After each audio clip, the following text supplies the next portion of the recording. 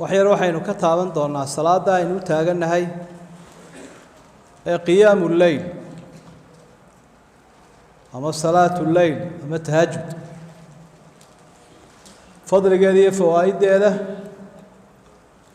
iyo al-asbaab al-mu'ina calayha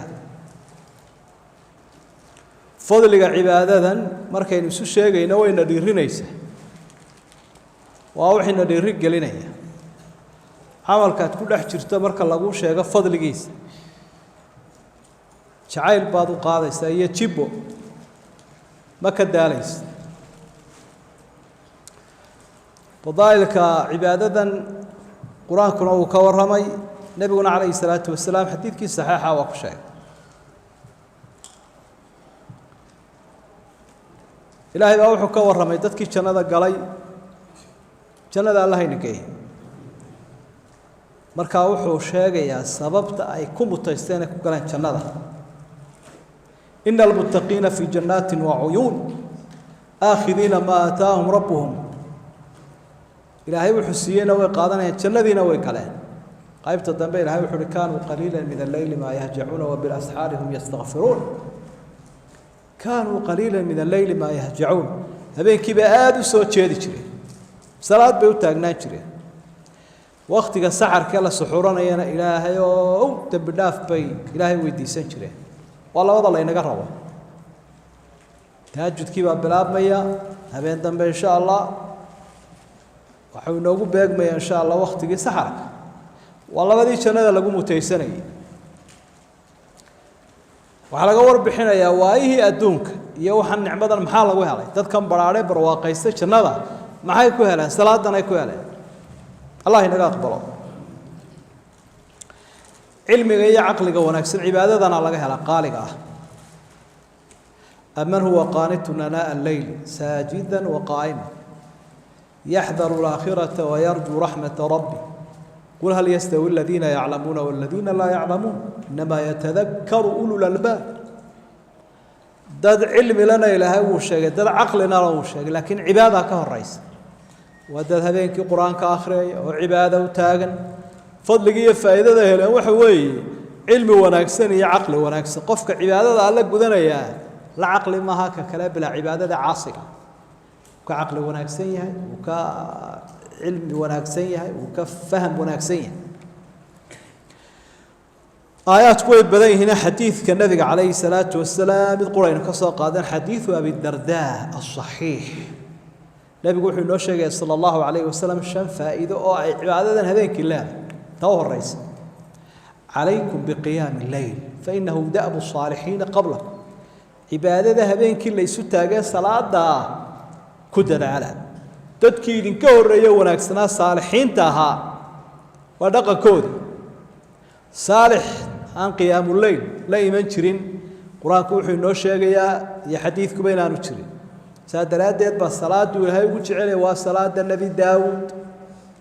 أفر ساعات لح ساعات بهذه كيس حنايا أفر بوتو كنايا هذا الله بضت نبص حنايا لبيت تمام كيس ساعات أساس يقول برنامج جيسي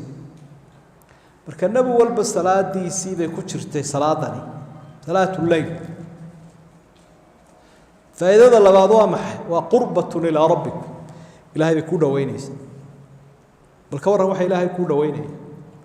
وح إلهي ويناك كود وينيا ووحي تهين أنا كل عافين بقى ومنهات على الإثم وفائدة الصدحات دم بقي كاهر شوكستها عبادتني إن الصلاة تنهى عن الفحشاء والمنكر وطلال دم بيدي معصية هي إلهي كاغا طلاليا ومغفرة للسيئات كي كاد عينه ولا غاغا دافيا سيادة جرتا أورانيسا ومنهات عن الإثم قرني دنبقي لغاقا دافينا قرني ومدردة للداء عن الجسد على معنى الحديث إن ثبتت هذه الزيادة ما لا قاركود عبارة ضعيفين ما لا قاركود تحصيليان دنبقنا وحلا إلى هذا عذر كلا إلى هاي شركو كغا نظيفيا هذا هدي دنبقي iyo tawsdiya xanuunkii ilaahay uu kaaga reebay ilaahayna cibaadada ku dhaweysay maxaa ka wanaagsan dadka habeenkii cibaadadan aad u badsan jiray cudurradu way ka yaraan jireen cudurradan imika faraha badan ee lala nooliyo dhibka badan dadkii inta badan cibaadada u taagnaan jiray waxaas uu ka dhalaali jiray macaanka iyo dhiigkarka iyo cholesterolka iyo stressiga iyo waxa nafta isugu keenay dadkan cibaadaysanay ma way lahayn saacada badan buu tukanaya haddana nafaqa darro iyo wax ku dhici jiray ma jirine waxaan dad nuuraya qalbigooda iyo wajigoodaba ولهذه الصلاة بواعث صلاة waxay leedahay waxyaabo kugu dhiiri gelinaya ama ka caawin kara inaad cibaadadan habeenkii gudato وأسباب مادية وأسباب معنوية labada waa leedahay asbaabta muuqatee ka caawin karta cibaadadan inaad gudato waxa kamid ah أن تقلل المباحات waxyaabaha mubaaxa xaraan inaga dah mubaax inaad iska yarayso mubaax waa maxay waa hurdada shaqada iyo dherega haddii aad cunada badbadsato oo liqliqdo tiraa mid rabadaan la ilaa gaajo la idinku waajibay baa ku soo martay bal ka dhereg wixii la soo dhigay dhaqaaqi karimays taraawiixda waad suuxaysa ila dhiigii waxa loo dirayaa caloosha si uu ridqo maskaxdiigu in badan ka imanaya dabeetana inbihaar baa kugu dhacay oo kala daadanaysa marka cunada la yareeyaa sidoo nabigu ahaan jiray calayhi salaatu wasalaam adaabta kamid hurdada la yareynaya sidoo nabigu ahaa calayhi salaatu wasalaam shaqada la yareynaya haddaad 12 saacadood maalintii shaqaysa habeenkii ma istaagi karaysa maya duruuf adag oo kugu timaado oo bani aadam aad u shaqaysay mooyaane isku day inaad shaqada maalintii soo yarayso waxyaabaha ku sahli kara waxa kamid ah inaad qayluulada ogaato nabiguna waa ku dhaqmi jiray calayhi salaatu wasalaam maalintii inaad yar nasato saacad nus saac soo seexato habeenkii waad kari karaysa inaad kacdo asbaabta waxa kamid noqon kara ku dhiiri gelinaysa an taarifa fadl hadhihi alibada ibadada fadligeeda iyo faa'iidadeeda inaad taqaan xadiiska oo aayaadka akhir inta faralka in ka badan ayaa dhiiri gelinaysa quraan oo xadiis ibadadan iyada iyo qowlkii nabiga sallallahu alayhi wasallam ficilkiis marka fadliga shayga markaad garanayso kama daasho waxyaaba ku dhiiri gelinaya waxa kamid ah tafsiirka quraanka inaad taqaan oo quraankiyo qiyaamkii baa isle ilaa qiyaamkan aynu taagan quraan bayna ku akhriinaa Soomaa macnaha quraanka qofka garanaya ka aan garanayn ma isku mid baa dalika fadlullah yutihi man yasha Allahu dhul fadl al-azim markaad garanaysa aayaadka suuratul an'am mawjaday ka hadlayaan iyo fawaaidkooda sababtay ku soo degeen dadka ay ka waramayaan naska ka horeeyay naska ka dambeeyay calaaqad uu leeyahay tii qofka si fiican u fahmayay ka codka imaamku ku raaxaysanaya fi farqi baa u dhaxeeya quraanku waxa ilaahay u tilmaamay qofka macnihiisa garanaya ta'thir buu ku sameeyaa aayadaha naxariistu macnay ku sameeyaan aayadaha cadaabka marka soo marta naxariis bay ku macnay ku sameeyaan الله نزل أحسن الحديث كتابا متشابها مثاني تخشعر منه جلود الذين يخشون ربهم ثم تلين جلودهم وقلوبهم إلى ذكر الله شركا ساتشر العون يقبل نعيونا آياتها عذاب هو نحريستنا ودبع يا وكلا بضبضنا حاكي أنا يتا معني بقف كرنا مركز تفسير كقرآن كا سقاف صوماليا والحمد لله إنه دوبيا هاي دقيست كتاب كنا كأكت بواعث كوحة كم إذا بواعث باطنية حياة كل رجالنا يا أو حاجة قلبك وكوكي هاي بين العلماء دي دراسية باب كان خبراء ذكوها سلامة الصدر دي لا تضوي عافمات قبط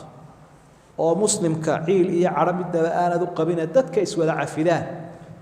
عبادة وكعبة وأنا تكون راح يستطاع لكن مركب عيل إيه عرقبتها يدضون السيسان قارو اسكو فوغانتين اسكو ررنتين ومشكله dadka xasadku ku badan yahay xurgufta siyaasadda iyo waxa laga yaabaa kuma raaxaysan kartid cibaadada sidin kala kugu dalacaan hadalla marka aad gashaba marka cad la galaba mid buu ku horkeenayaan qarqabi shaytaanka sidaad ka faraha isugu fiiqfiiqaysaa ba salaadii ba dhamaanaysa salaada dhexdeeda salaamatu sadr waa dadkii aqoonyahankii cibaadaysan jiray waxa ay ka duubeen weeye baabka ah ama ka qoreen waxa ka mid ah bawaacifka baatinka ah الخوف الغالب مع قصر الأمل إن عبسداد بدنت adigoo yididiiladii dheeraydna soo gaabinaya ilaahay waad ka cabsanaysa yididiiladaaduna way gaabanta waa hebel bootii safka laga qaado hebel kala ka sii horeeyay hebel kala ka sii horeeyay armal silsilada la qaadayo dadka laga dhax qaadayo safka aramadna habeen dambe kuyuga ku jirta waa cabsi joogta ah iyo yididiila gaaban dabeetana waxa la oranaysaa de kol hadii kuyugiiba aad ku jirta adigu wax ku damaanad qaada in lagu dib dhigayaana aanay jirin bal degdeg uga gaarsi amalada marka kama caajisaysid cibaadada kama caajisaysid asbaabta waxa kamida qofkan cibaadaysanaya حب الله وقوة الإيمان إنه إلهي جعلها سبحانه وتعالى عدة تعيش الشقادة كما داش داد مراح تعيش الشقادة كداري داد سلانتي عيالك تعيش داد العقد تعيشها عدة تعيش هاي الشقادة كما داش الشقادة إذا وتكون استراحي هبي بات قط هذا من الدولار كي دنانيت تعيش لحلا لحواد وضيس وأنا أصف رئيس وأنا أسوي شيء عشان وأنا أسوي marka hadad ilaahay aad u jeceshahay horjoogiisa kama daaraysa marka laba aynu jamcinayna jacaylka ilaahay iyo cabsidiisa waa arinu khaaliq gaar u leeyahay makhluuq la lahayn makhluuqa ka aad ka cabsato ma jeclaatida waad ka carartaa laakiin ilaahay subhanahu wa ta'ala adigoo jecel baad ka cabsanaysa waad ka haybadaysanaysa marka arimahaasina waa kuwa baatinka ah maxaa keeni kara qof in cagiisu bararaan oo uu dhidido oo uu taagnaado وهلكا وآخرة كأرك عين اليقين وحكيني كان عبسيد إلهي لمن كان يرجو الله واليوم الآخر يتشعيلك إلهي ودرين سيها إنه إلهي الله يهور تاغيه ونبي يقول عليه الصلاة والسلام إلهي والله فقيس عن رفت حقها وتفي قبل الله إلهي بكحشونا إنه كسي جيست إنه كفكر إنه حولمه أرمها السنوى أرمها وأسباب معينة على هذا القيام كعاونيس aadaabtaasina waa kamid marka waxaynu u baahanahay waqtiga yar kooban Allahu a'lam inaynu dhamaysanayeen kale fursadani waa qaali maanta hadii mikrofoonka lagu dhaweyn lahaa dadkeeni geeriyooday sanadkii hore inana tukaday oo la oran lahaa maxaa dadkii ka dambeeyay u sheegaysa wuxuu oran lahaa al-amal al-ibadati artaasa qabriga noorta taasa sahay rasmi jirteed rag iga gaarsiiyay dumarkii waxaad ku tiraahdaa war waqtiga hayska luminina oo shaxa kullu minina oo dunada kullu minina oo sheekaha kullu minina oo ciyaar galabti la ciyaaro ha kullu minina quraankuna waa inoo sheegay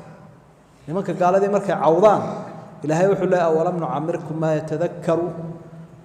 nu'ammirkum ma yatadhakkaru bihi man tadhakkara wa ja'akum an-nadhir sawtan imridin siiyay maxaynu islaan waqti baad ka ayaa lagu siiyaa dad ka faa'iideysay maxaad aniga ilaahay buu ilaahay qala rabbi irji'un